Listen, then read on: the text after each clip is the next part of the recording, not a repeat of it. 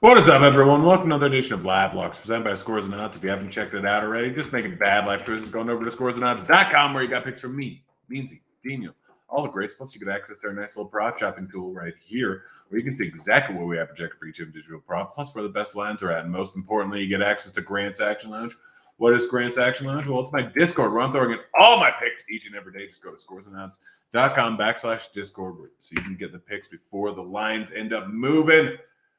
We got basketball.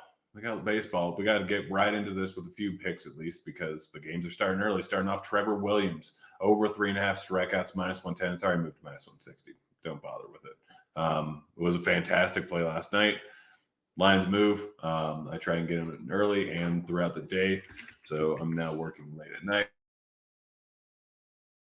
+111. It's +104 now is what you can get it over at FanDuel, even though the line's moved everywhere else. FanDuel, for some reason, has very low line on him. I'm probably actually going to hit that right now. We'll see what FanDuel will let me get. But Taj Bradley has been absolutely fantastic so far to start the season. 38% K rate. He's been so good. Tough matchup versus the Mets. I get that. And yes, his AAA numbers were not this high, but still overall, he's been a very, very, very good pitcher thus far. And I don't think he's going to continue doing what he's been doing, but he should at least be good enough to hit this over 4.5. I have no idea why FanDuel is so low. Even right now, let me get 144. So that's good enough for me. But yeah, Taj Bradley has been just so darn good. I'm willing to roll with it. And then Trevor Williams, over 14.5 outs. This one's still good, -160. I know it's a lot of juice to play, but he's hit this in almost every single start, and he's had some very tough starts this season.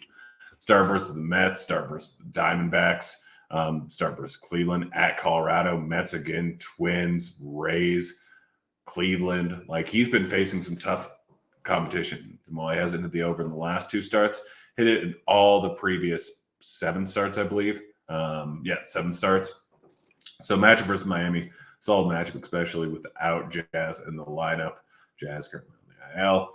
Overall, Williams better pitcher than his numbers have shown so far this season. Probably as good as his numbers were last season, which you look at him and it was a 22% K rate, 6% walk rate, 4.56 xFIP. So average pitcher numbers should go the distance here, or should go 5 innings here. I'm rolling with it. Will Smith to hit home run, +650 over at Caesars. Will Smith, solid overall hitter, gets a match versus Wainwright. Wainwright has been giving up a boatload of power so far this season. A lot of power to righties, a lot of power to lefties. He may regret or get some positive regression back to what he was last season, but this season numbers have not been good through 2 starts. Been giving up so much power, and Will Smith has been fantastic so far this season. +650, too high of odds. Next up, we have Anthony Rizzo to hit a home run, +650 over at Bet365. Rizzo been very, very solid so far this season. I think 6-8 home runs. He's a 35 home run guy. It's a match versus Barrios. Barrios struggles with lefty power. He's always struggled with lefty power. 1.5 home runs, 1.6 home runs per night, given up to lefties over the course of his career. 216 ISO since the beginning of last season. Big fly ball numbers, big hard contact numbers. Rizzo has the pop. Other side, Dalton Varsho to hit a home run, assuming he's going to be in the lineup. Varsho, solid power bet. It is lefty-lefty. He does not hit lefties well. But Cortez, while he's been good versus lefties, is still giving up about the same amount of power to lefties as he is to righties. You see that 45% fly ball rate. Look over the course of his career. I think he's giving up 1.39 home runs per 9 to lefties, 1.49 home run to lefties or to righties. So similar power numbers in terms of home runs to lefties versus righties. We're getting huge, huge odds. +1025 Varsho, close to 30 home run like I last year, on pace for 30 home runs this season.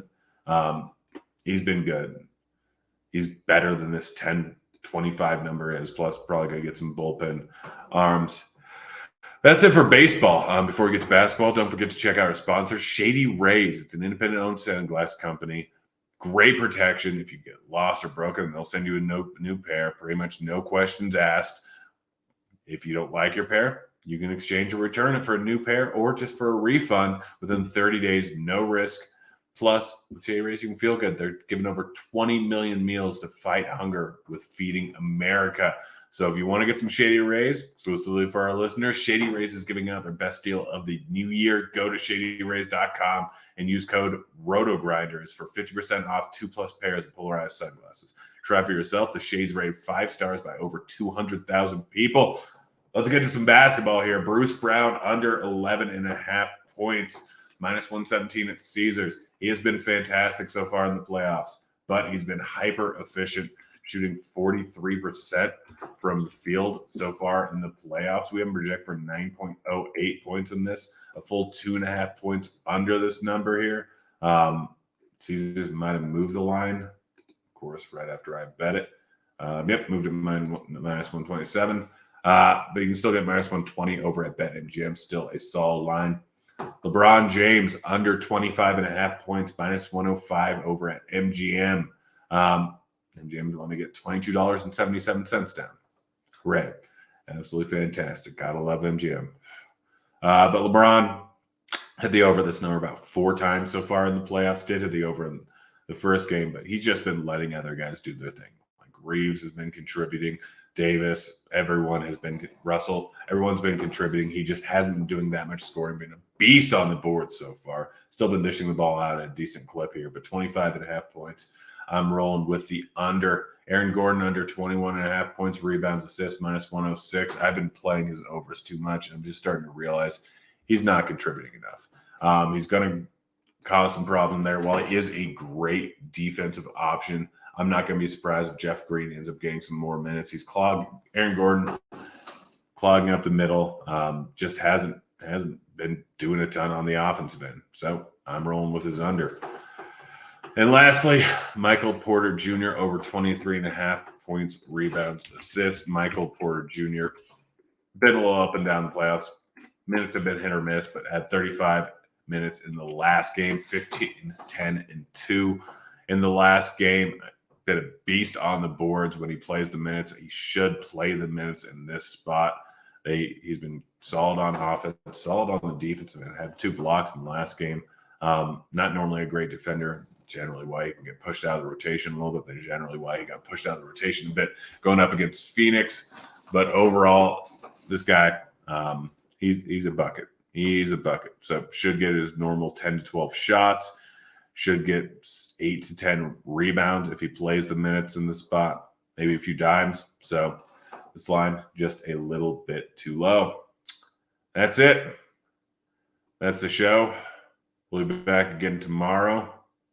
Probably 4 o'clock Eastern. I had to do it earlier today because MLB wants to force me to wake up early, even though I have to deal with a screaming baby for most of the night and don't go to bed until 4 a.m. But yeah, she generally uses about 2 hours to work. So yeah, that's it. That's the show. We're out of here. Bye, kids.